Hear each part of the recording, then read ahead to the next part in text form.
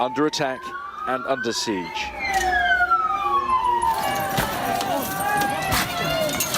This police station in the centre of Bristol became the focus of violence. Thousands had illegally gathered to demonstrate against the police and crime bill, concerned about their freedom to protest, but it quickly got out of control. I think it was important to be down here when things were peaceful, because the right to protest is crucial to any democracy, obviously. This, however, is a little bit embarrassing, I think, for the city of Bristol. This is not a peaceful protest.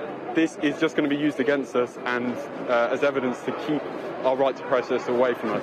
2 police officers were taken to hospital, one with a broken arm and other broken ribs. The police have now pushed forward the protest line from the front of the police station where the windows have been smashed. They've pushed the protesters further back here. There's around 200 or 300 still remaining.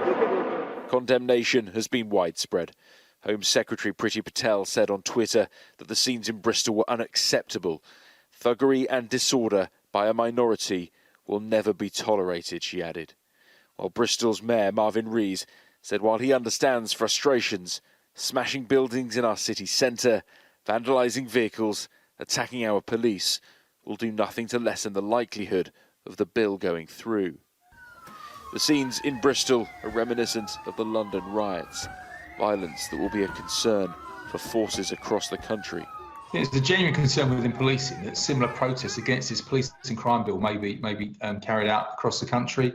And I think that today police forces will be looking at their responses to these types of protests, the intelligence and information they've got on them, and their capability to react to fast-moving and spontaneous public disorder and criminal offences that we see take place. The disorder is metres away from where the statue of slave trader Edward Colston was pulled down last summer.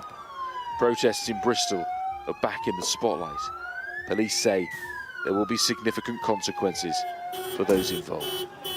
Dan Whitehead, Sky News in Bristol.